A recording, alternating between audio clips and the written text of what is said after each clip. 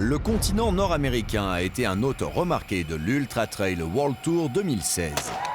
Ce dernier s'est d'abord arrêté cet été en Californie à l'occasion de l'un des plus anciens trails de l'histoire de la discipline, la Western States Endurance Run. Le Far West des trailers lancé sur les traces des chercheurs d'or du 19e siècle avec plus de 160 km. Puis à la rentrée de septembre, le World Tour a proposé une étape dite future au Canada sur l'Ultra Trail Arikana. Une course qui n'a pas encore intégré le circuit principal, mais au potentiel certain. Dessinée parmi les étendues sauvages de nos cousins québécois, toujours avides de s'exprimer dans leur grande nature et de la faire découvrir au monde entier.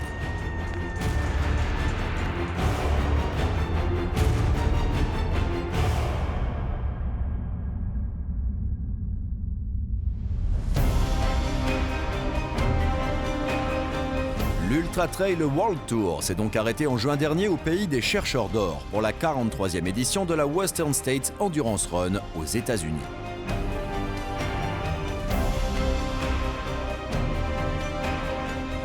Un 100 miles historique, le plus vieux du calendrier international, tracé entre la station de ski de Squaw Valley, hôte des JO d'hiver en 1960, et la ville d'Auburn, située plus à l'est.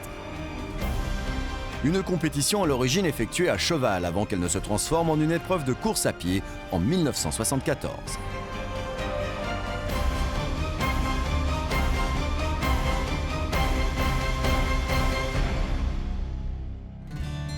Le trail running aux États-Unis est une discipline singulière, suivant des codes bien différents des standards habituels en Europe.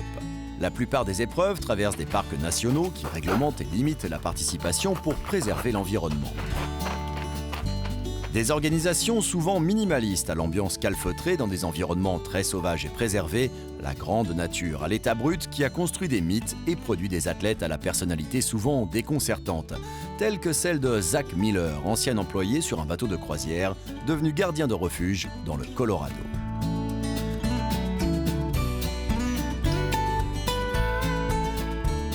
Zach Miller, and I live at Bar Camp, which is on Pikes Peak in Manitou Springs, Colorado. Well, I live down in town, down in Manitou, and I would always train on the bar trail. And so I got to know the caretakers who were here previously. And then when they left, I heard that the job, or when they were getting ready to leave, I heard that the job was open.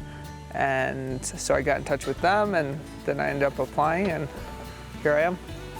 I liked what the job entails. I like what you have to do, the different duties that you have to perform. I like the location of it on the mountain. I like just kind of the lifestyle in general, but I also like that I get to live at 3,000 meters and train right from my door and have access to a lot of really great trails. Just immediately from my front porch.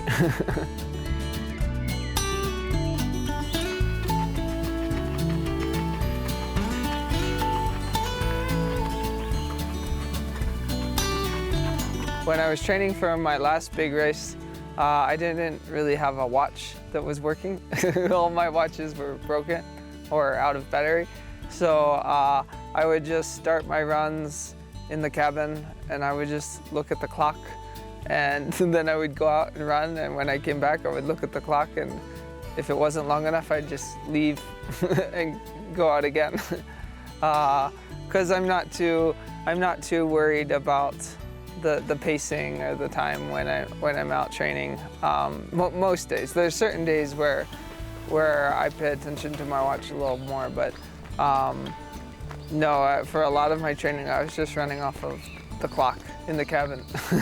Kind of like when I was young. I used to look at the clock in the kitchen. Trailer de premier plan, révélé l'an dernier en France sur la CCC et vainqueur cette année de l'étape de l'Ultra Trail World Tour à Madère, Zach Miller sera équipier sur la Western States. Comme c'est la coutume aux États-Unis, il fera en effet le pacer pour une amie athlète, Amanda Basham. Un nouveau rôle pour lui, très important à ses yeux. Il fera profiter de son expérience et de sa science de la course pour guider Amanda vers l'arrivée.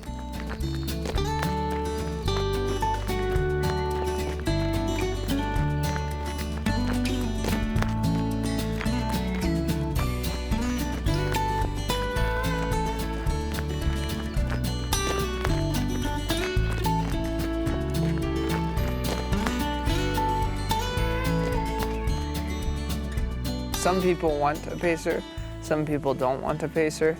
But when someone decides they want a pacer, it is a kind of a special thing because the pacer gets to come in and kind of experience the race too, but they experience it from a different perspective. So instead of running a race and being all focused on yourself, now you're running part of a race and being very focused on another person. So, you know, you're maybe helping them at aid stations, making sure they get everything they need.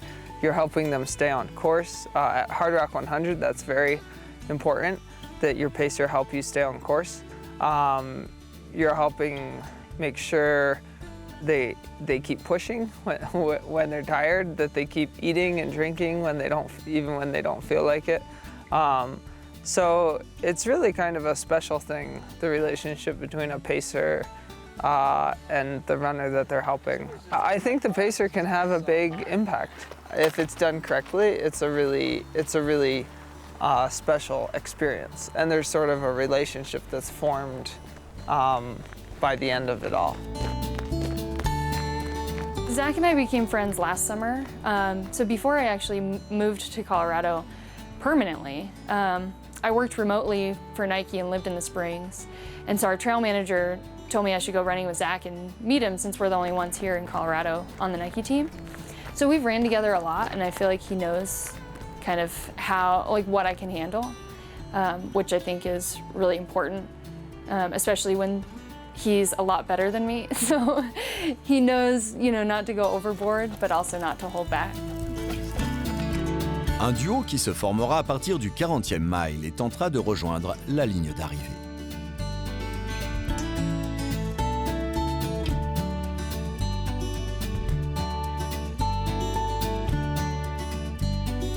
This is my second attempt at a 100-miler. And the first one, I had a really rough day. And I didn't finish it, and it tore me apart. And so, plan C, I'd say, is just to finish, because not finishing is not something that I want to do again. My plan A would be top 10. I think that that's doable if I can just get to Forest Hill, which is mile 62. If I can get there in one piece, then we can hammer out the last 38 pretty hard. There's got to be something between top 10 and just finishing. Really, I just really want to enjoy the race, run with my friends, compete as hard as I can, and learn from it.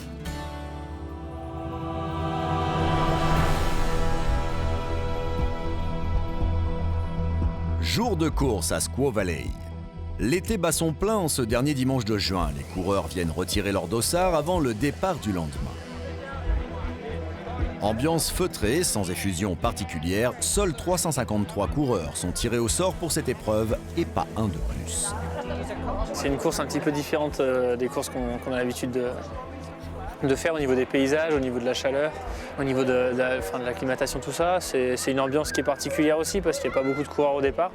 Donc c'est vraiment familial, c'est assez chaleureux au départ, entre les coureurs, sur les points de ravitaillement. Il y a vraiment une ambiance particulière, c'est vraiment assez sympa à vivre, quoi. Il y a 3-4 passages sur la route où tout le monde a le droit de courir avec les coureurs. Je trouve que c'est vraiment sympa et c'est un peu comme ça aussi que je vois un petit peu le trail. Et du coup, là, c'est quelques règles que je trouve plutôt très agréables et plutôt logiques sur ce parcours-là.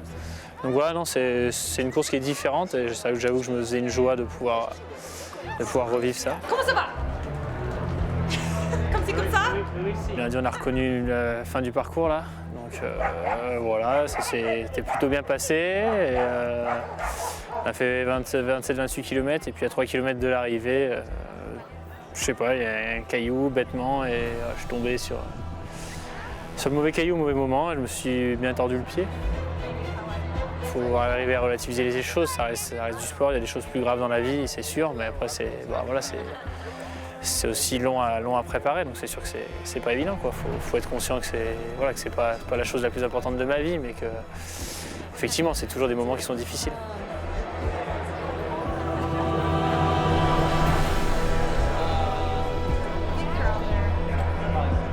Le plateau élite s'annonce dense cette année. Le top 10 de l'année précédente est invité à revenir concourir l'année suivante. Tous ne sont pas là, à l'image du tenant du titre, Rob Krahn, mais de grands noms comme Sage Canaday, Dave Linnet, Toffol Castanière, Diederik Hermansen ou Thomas Laure-Blanchet chez les Français sont bien là.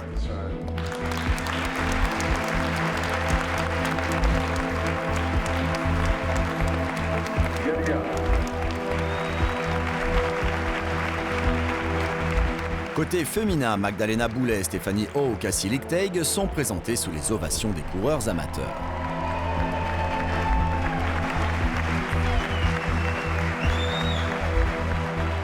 I think there's a couple things that make this race special.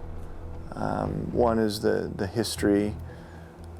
There's so many people that have run here, and you're running through these old, mining towns that are now just ghost towns, but they used to be thriving in the 1850s with the California gold rush, and that history is pretty powerful.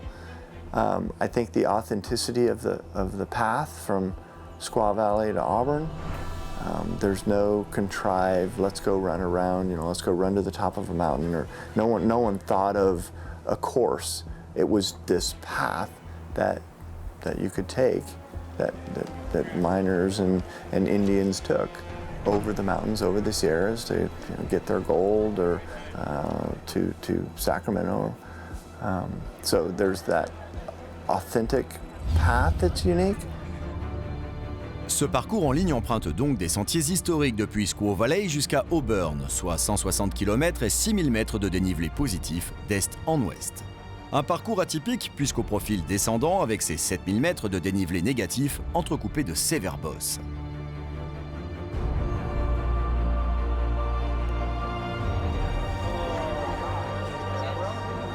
Pas de répit pour les braves, le départ est prévu à 5 h du matin de la petite station de ski olympique. L'ambiance, malgré l'enjeu d'une victoire d'étape sur l'Ultra Trail World Tour, est détendue et plutôt bon enfant.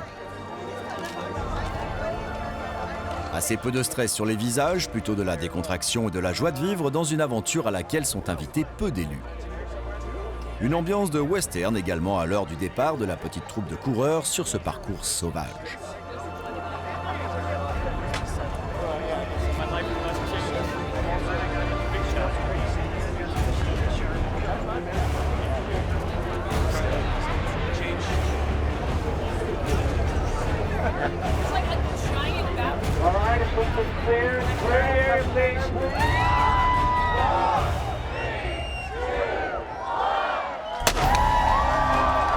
C'est parti pour la 43e édition de l'épreuve, le plus ancien 100 miles de la planète. Le gros du peloton va s'échiner à terminer l'épreuve en moins de 30 heures, à la quête d'une boucle de ceinturon de bronze, récompensant cette tranche de finisher. Les plus rapides, qui mettront moins de 24 heures, recevront eux la fameuse boucle d'argent. Western States means a lot to me. I love coming back in. Somehow it actually gets more fun every year. There's something about the history, and it's just such a big race, and in the US it's kind of the #1 race, so I love coming back and I'll keep doing it as much as I can. This is a really hot race, and that's always difficult, but I think that the biggest challenge for me is just the competition towards the end. You can't afford to slow down at all. And when you're in a 100-miler and you're near the end, and you know that every minute counts because it'll be a position or two, it's very, very difficult to get every last little bit of energy out of yourself and to know that you've pushed as much as you possibly can. So mentally, that's actually harder than physically.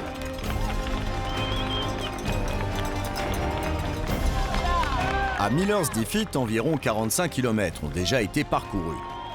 Les favoris se tiennent en quelques minutes.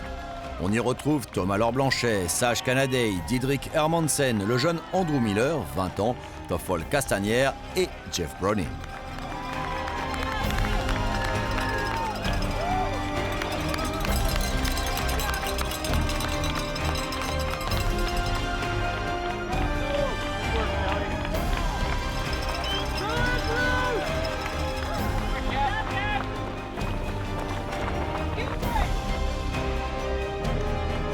La Sierra Nevada offre aux trailers des sections en sous-bois relativement roulantes, sur un terrain plutôt souple où les meilleurs peuvent encore courir malgré la pente.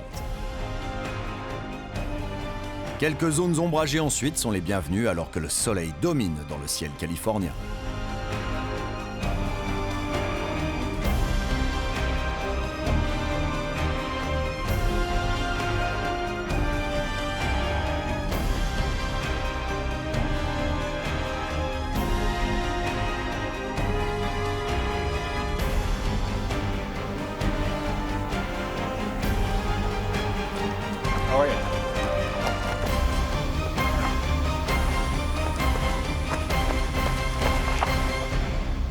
L'ambiance sur les sentiers est des plus détendues.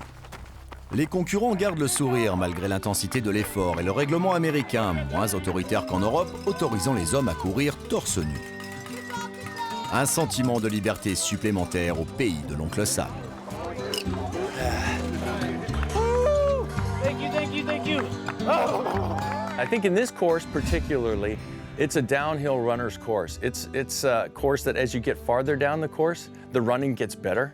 So the first 60 Ks, or the first 60 miles is quite a bit more difficult than the last 35 or 40. And so, you know, if you still have your legs at 100K, there's a good chance you're gonna run well. And so the guys and the gals that take care of themselves early in the race usually do really well towards the end, because that's where most of the good running is. You have to come up with your plan for your style of running, for your kind of day, and then just stick to that.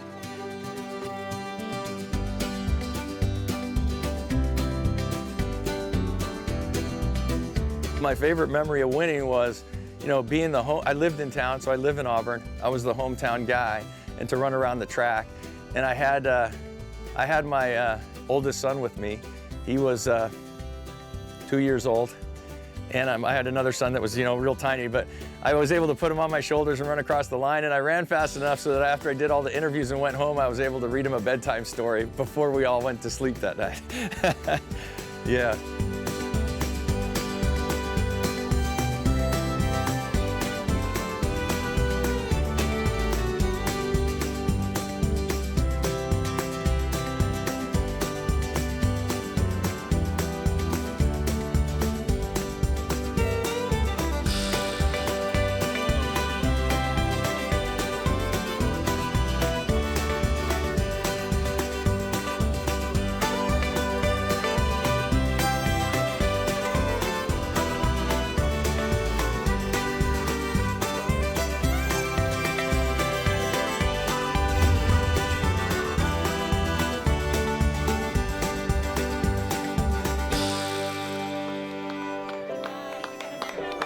À Michigan Bluff, la mi-course est tout juste passée lorsque Sage Canaday puis Thomas Laure-Blanchet arrivent au ravitaillement tranquillement, en prenant leur temps.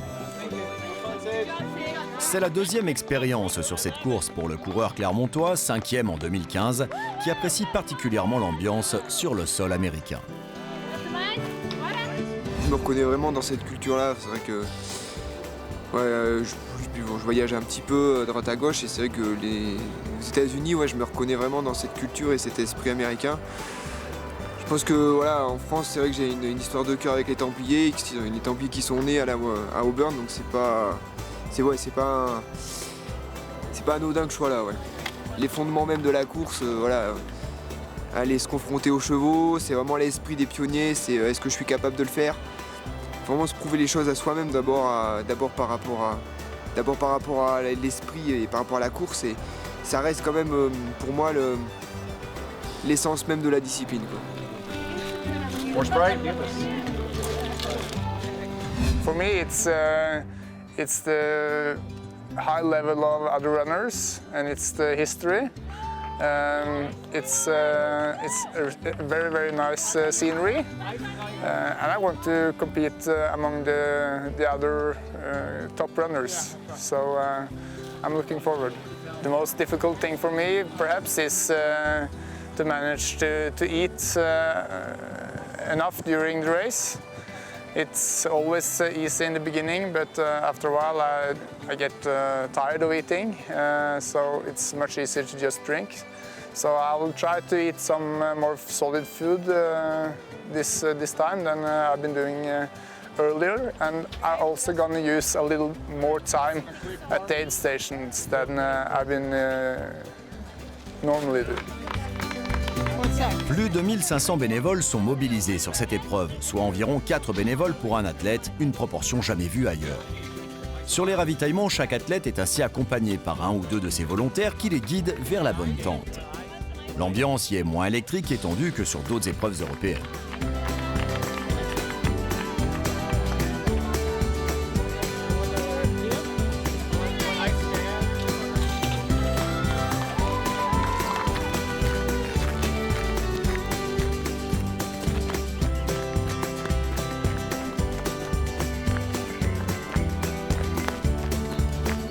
Le peloton relativement restreint permet aux athlètes de profiter pleinement des sentiers sans qu'ils ne soient gênés par d'autres concurrents ou d'éventuels embouteillages.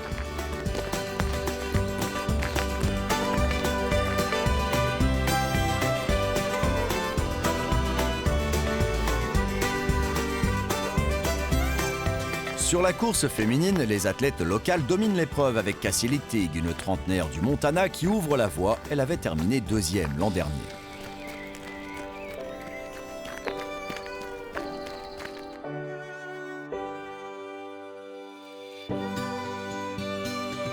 Les coureurs semblent perdus et isolés au milieu de ces territoires immenses, comme seuls les États-Unis savent en proposer. Face à la grande nature, ils se feraient un chemin parmi la végétation au milieu des arbres décharnés, progressant sur la trace des pionniers.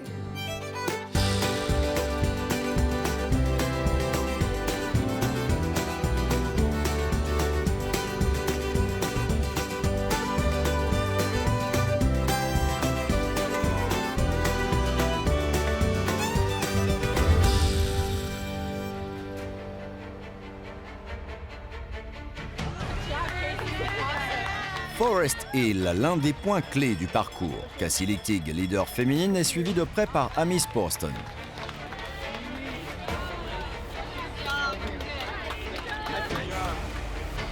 Pour se rafraîchir sous la canicule, les torrents de montagne jalonnant le parcours tombent à pic. Face au courant latéral, les gilets de sauvetage sont obligatoires en cas de chute. Andrew Miller a récupéré son pacer et les deux hommes ne vont plus se quitter sur les 40 derniers miles. Hermansen, deuxième, n'est pas très loin.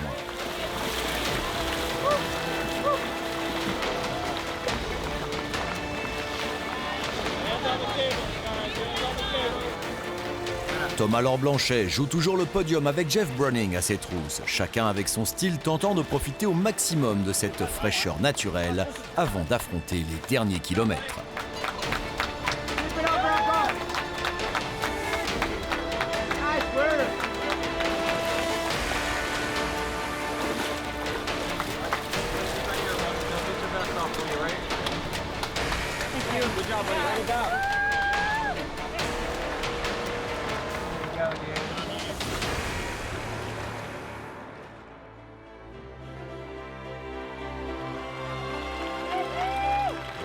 C'est finalement le jeune Andrew Miller, 20 ans, qui entrera en tête dans le stade d'Auburn où est jugée l'arrivée.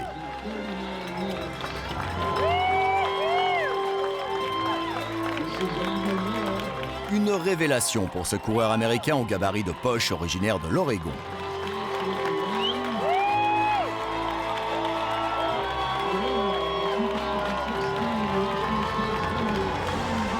Grâce à cette victoire, il devient le plus jeune vainqueur de l'épreuve. Il l'emporte après 15h39 de course.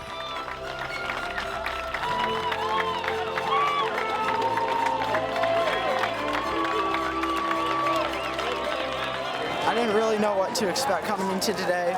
I knew I could run well. I knew I could probably get close to about 15 and a half hours, but I really didn't know. I didn't know how hot it was going to be. And there's so many talented runners in the field. I didn't know what they were going to do.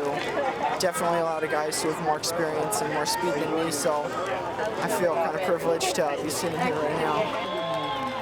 Didrik Hermansen aura finalement bien géré la chaleur qu'il redoutait et termine une belle seconde place à près de 45 minutes du vainqueur tout de même. I was standing at the start line in Squaw Valley this morning.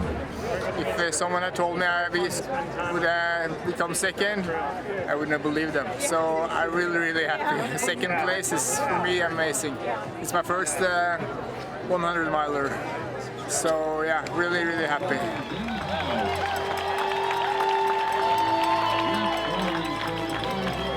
Un deuxième coureur américain monte sur le podium en la personne de Jeff Browning, revenu sur Thomas Laure-Blanchet en fin de course. Il termine en 16h30, une dizaine de minutes devant le Français, heureux d'être à pareille fête.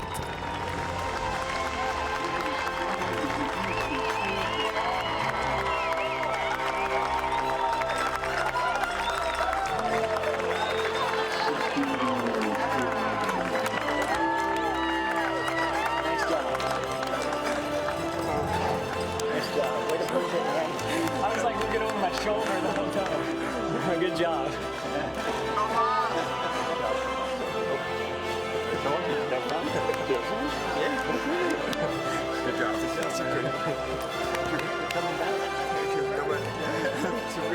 C'est long.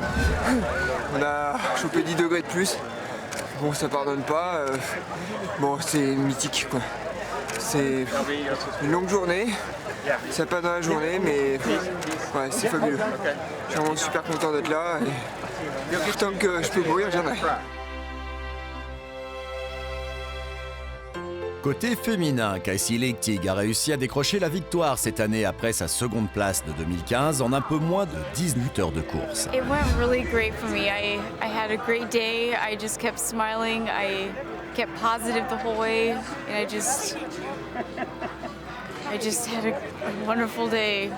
Every moment was awesome. Being with my pacer Miguel to the finish was just a dream come true again. Ready for the bear?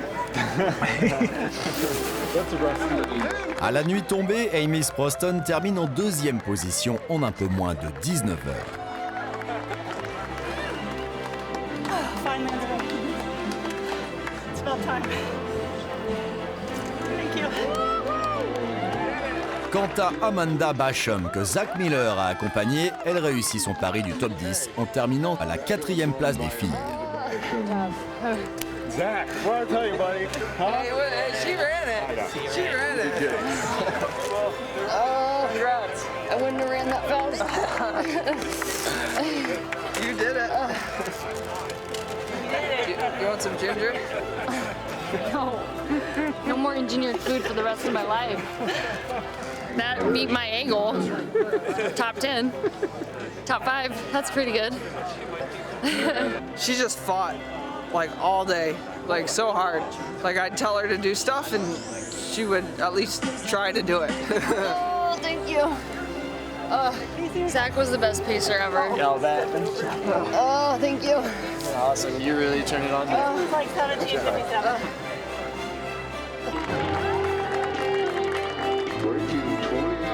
Le Lyonnais Pierre-Loïc en termine lui après 20 heures de course.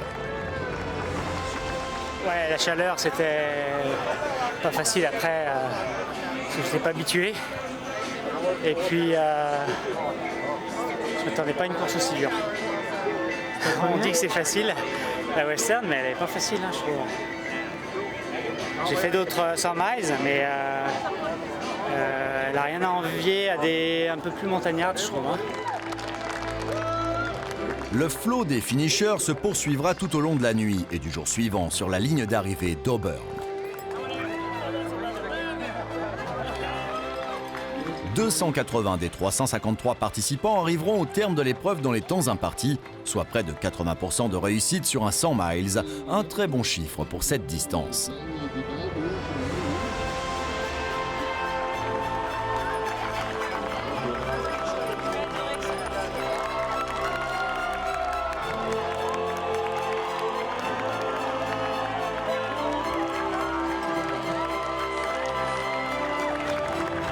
Tout le monde aura puisé au bout de lui-même pour accomplir ce défi coûte que coûte, parfois à bout de force.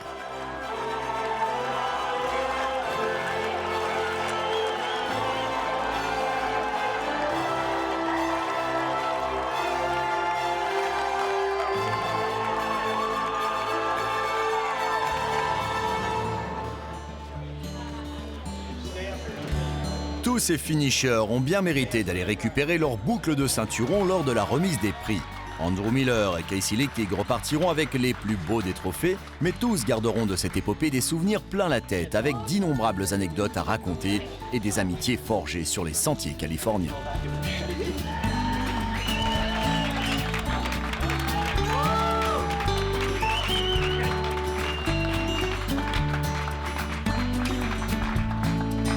Overall in a time of 16:53.20 to show that the Euros are.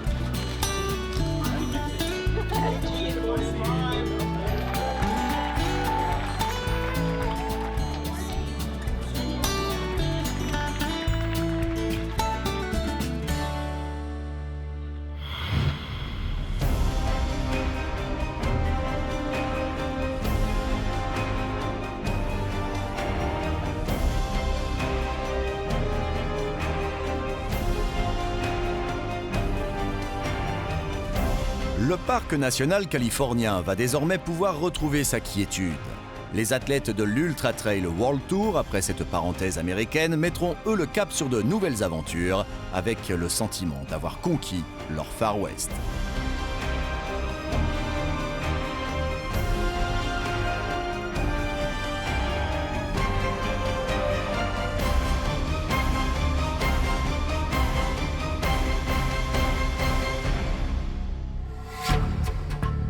Changement de décor, 3 mois plus tard, direction le Québec, à proximité de la municipalité de Malbaie, dans la région de Charlevoix.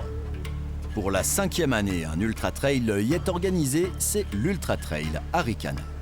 Il est classé dans le circuit futur de l'Ultra Trail World Tour, c'est-à-dire qu'il représente une compétition à fort potentiel qui pourrait, à l'avenir, intégrer le circuit principal.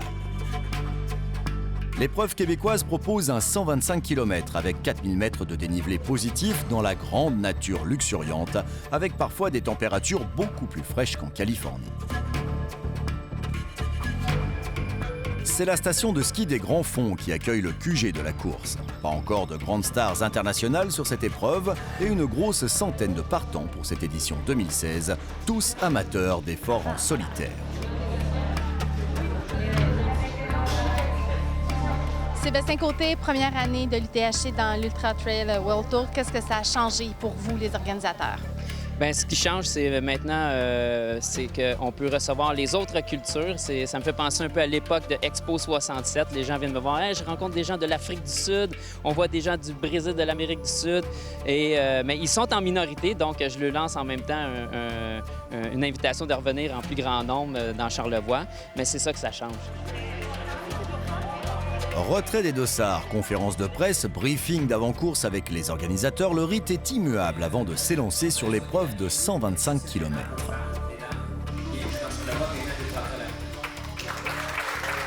C'est vrai que notre quotidien, c'est de faire en sorte que le trail trouve une tribune au-delà de celle qu'elle a aujourd'hui. C'est un sport magnifique, c'est un sport qui fait appel en fait aux valeurs premières du sport. On parle de solidarité, on parle d'authenticité.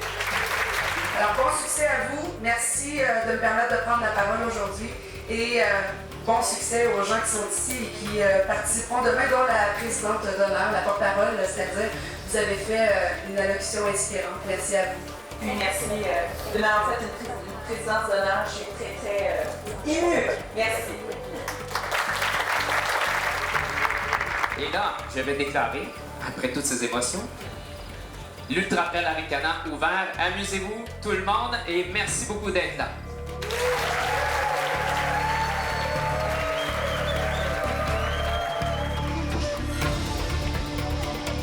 Le Trail Arikana est avant tout une belle fête populaire pour tous les âges et tous les niveaux. En plus de la course ultra, ce sont aussi des courses réservées aux enfants dans de nombreuses catégories d'âge.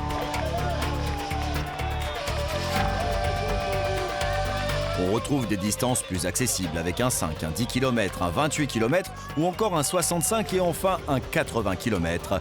Bon entraînement à la distance suprême. Partis de Notre-Dame-des-Monts, les concurrents de l'Ultra se projetteront dans l'arrière-pays de Charlevoix. Un parcours linéaire en demi-cercle parsemé de lacs et 3 principaux sommets. Bienvenue au Canada, bienvenue dans Charlevoix. Alors pourquoi le Canada? Alors, parce que l'Arikana, c'est une future World Tour. Et alors, j'avais pensé de venir ici à courir. Et j'avais pensé qu'ici, la votre course, c'est seulement très vite. Ce n'est pas vrai. C'est une opportunité pour tout parce que c'est complètement différent. Le parcours, c'est vite et roulant et beaucoup technique. Et il y a beaucoup de single track. Et normalement, dans les États-Unis, en Canada, quand moi je viens ici à courir, ils sont seulement roulants. Ici, vous pouvez trouver tout ce que vous voulez. Je pense que c'est vraiment une expérience différente pour les athlètes européens.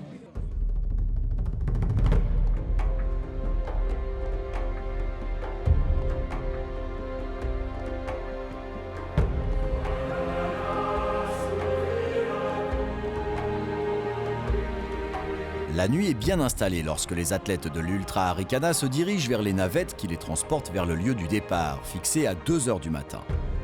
Odeur de camphre dans les bus, les regards sont un peu perdus et les athlètes visualisent déjà l'effort qu'ils auront à fournir.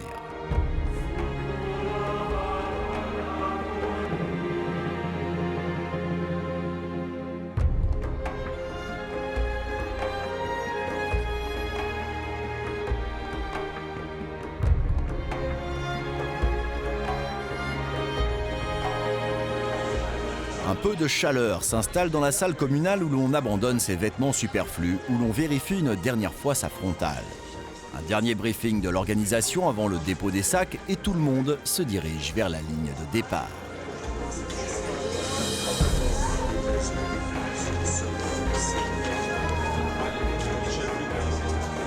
Vous allez traverser dans cette transversale qui se roule comme you know, you're not you can't ride for us on the go part.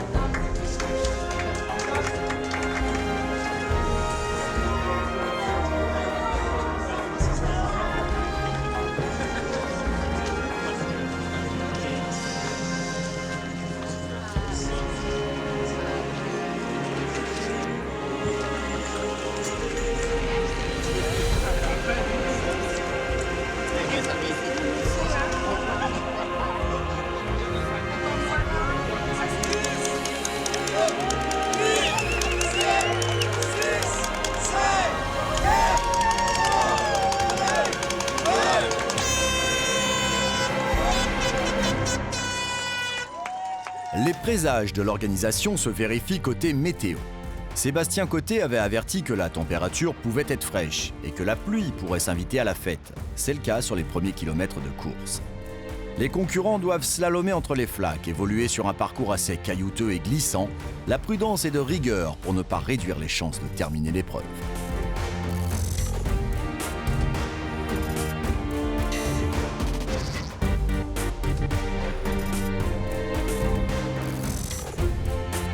Je connais pas trop le terrain ici et surtout moi j'ai plus d'habitude à des courses avec un fort dénivelé, donc je sais que ça va être une course roulante et c'est ça qui va être un peu plus difficile pour moi parce que voilà, je suis quelqu'un de plus j'aime bien faire des longues montées, des longues descentes, donc ça va être un peu les points difficiles pour moi. Je me suis pas mis d'objectif, moi ce que j'ai envie c'est de prendre du plaisir et puis de découvrir surtout.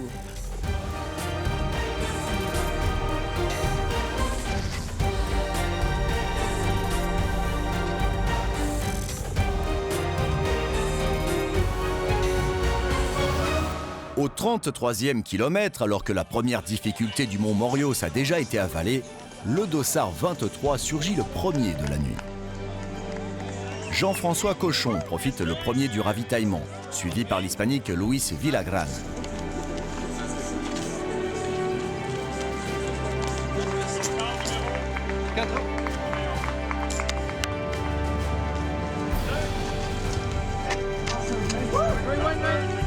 Bientôt apparaît la chevelure blonde de la première féminine, Jessie Forbes.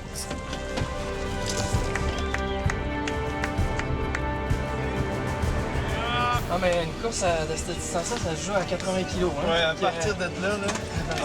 Salut, merci. Les premières féminines font jeu presque égal avec les hommes, comme Simona Morbidelli, qui devance l'expérimenté Luca Pappi.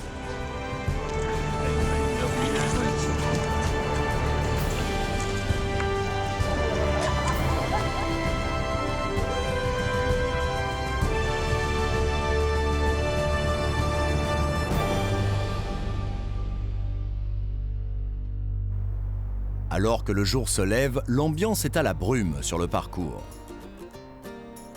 C'est au cœur du parc national des Hautes-Gorges de la rivière Malbaie que s'élancera le 80 km à 7 h du matin.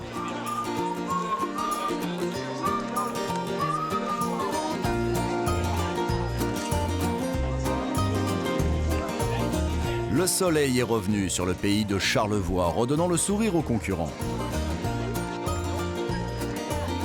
Les tenues peuvent se faire plus légères et le terrain est désormais complètement sec. Les coureurs vont pouvoir s'exprimer dans leur pleine mesure.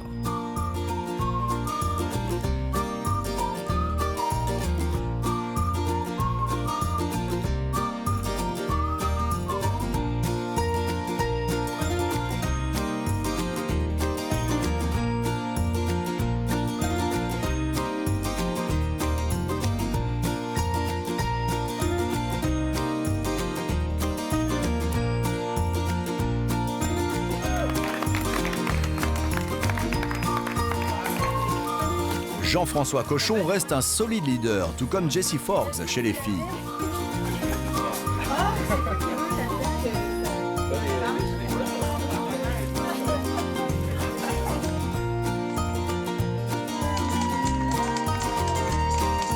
Sous ce soleil d'été indien, les profondes forêts de conifères découvrent leurs pistes très roulantes.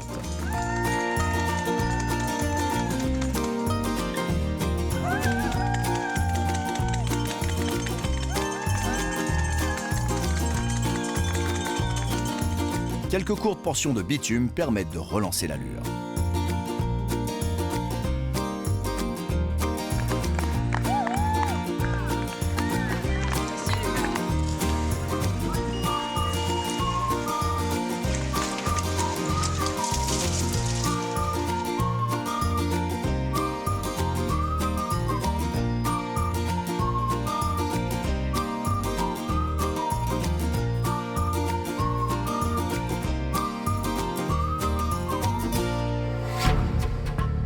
Alors que le soleil est pratiquement à son zénith, une foule compacte s'est massée sur l'une des nombreuses lignes de départ de cette journée dédiée au trail.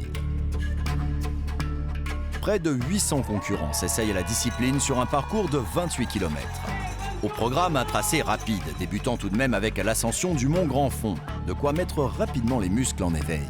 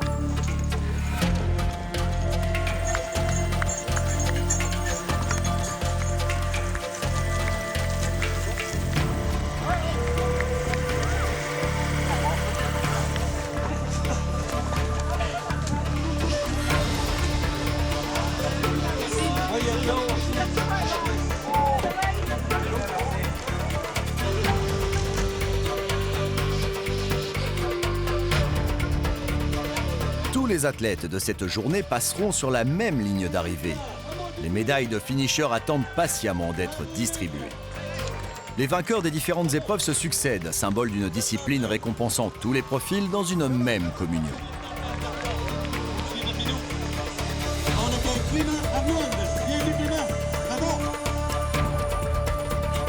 Sur le parcours long, Jean-François Cochon l'emporte en 12h54 minutes. Lui qui visait plutôt un finish en 15h, il devance Luis Villagrán de près d'1h30. Et surprise, à la 3e place de l'Ultra Trail, c'est bien la première fille qui s'invite au milieu de tous ses homologues masculins.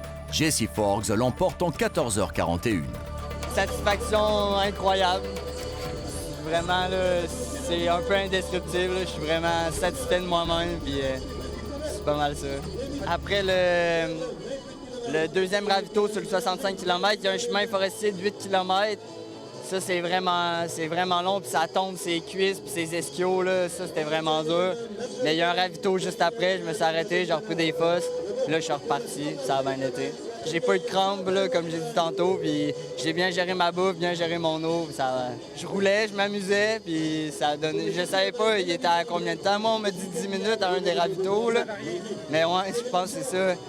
Mais je savais que je descendais plus vite que lui, parce que sur le mont du Moria, je l'ai dépassé en descendant. Puis dans le fond, j'étais en premier depuis ce temps-là. Là. Fait que je savais que sur le dernier ravito, c'était juste la descente. Fait que je savais que j'étais quand même safe. Courir à lampe frontale, c'est vraiment plaisant. C'est juste toi avec ta lampe frontale. Tu cours tout le temps à 5 mètres plus loin, tu vois jamais l'horizon. Ça, c'est vraiment le fun. Puis les sentiers sont vraiment beaux, là. On passe par, je sais pas quelle montagne, mais on voit toutes les hautes gorges, on voit tout l'arrière-pays de Charlevoix. C'est vraiment beau, avec le soleil qui se levait un peu, là. C'était vraiment génial. En fait, aller courir la nuit, là. J'ai fait le Transvallée dans la vallée du Bras-du-Nord, en Port-Neuf. Il y a 3 semaines, il y avait un 10 de nuit. Puis là, j'ai vu que c'était vraiment autre chose courir la nuit. Fait que j'étais allé dans le parc de la Jacques-Cartier comme à 3 h du matin pour courir un 3 h à nuit, en sachant qu'au Arikana, on courait environ 4-5 heures là, à lampe frontale. Marc Bouliane termine tout à sa joie à la 4e place du scratch et 3e du masculin.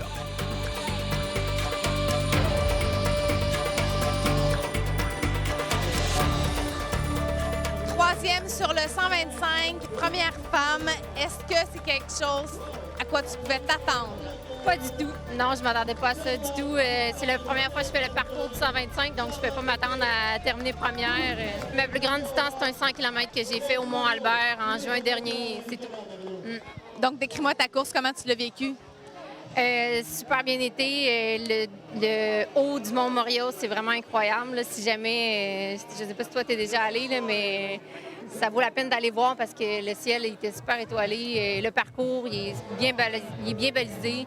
De A à Z, là, c'est à l'image du Arikana. J'avais déjà fait le 65, mais je m'attendais à la même chose, mais 2 fois plus long. Puis c'est ce qu'on a eu avec un parcours sauvage. Ça a été positif tout le long. Je me considère vraiment chanceuse là, parce que ça a bien été, oui.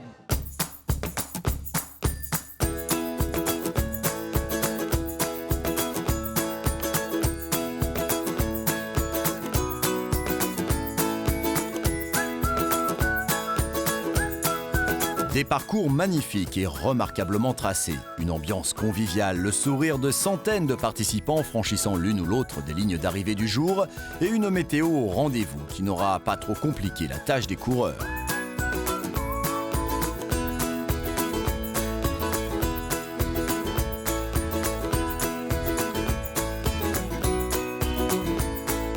Cet Arikana 2016 aura été une totale réussite dans une région taillée pour la discipline à moins de 2 heures de Québec. Une épreuve à découvrir sans attendre, assurément.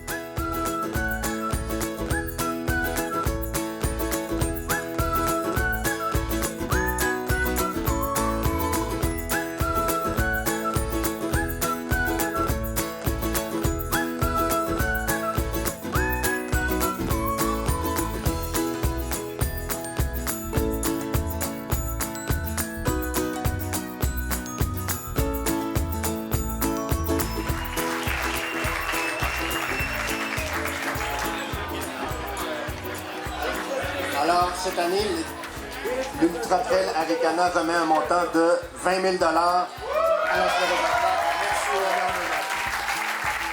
Grosse ambiance sous le chapiteau de Charlevoix pour la cérémonie de clôture. Une collecte de 20 000 $ a permis de faire un don à la recherche pour lutter contre la sclérose en plaques et la soirée va se poursuivre pour fêter les vainqueurs.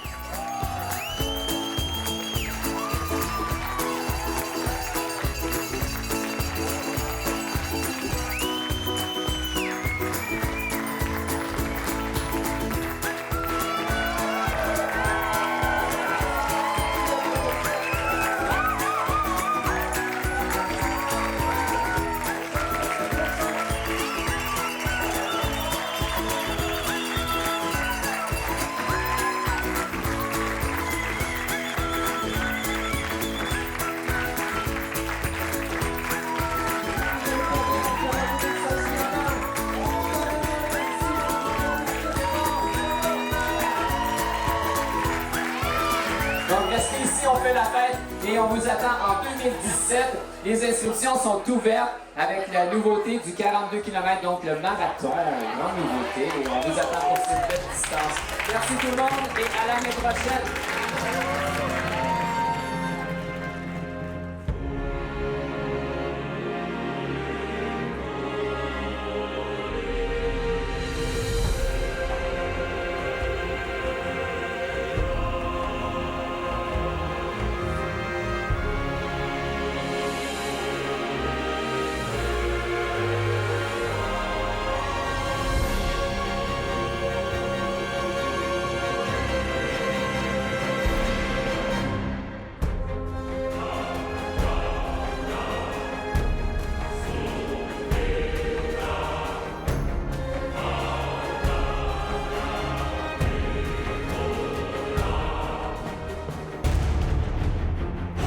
La suite des épreuves de l'Ultra Trail World Tour reprendront de l'autre côté de la planète, au pied du mont Fuji, au Japon. Une course qui déchaîne les passions au pays du soleil levant, où l'Ultra Trail est en constante progression. Fernanda Maciel, Xavier Thévenard ou encore Sébastien Chéniaud seront du voyage pour un dépaysement garanti sur l'une des plus belles destinations de l'Ultra Trail World Tour.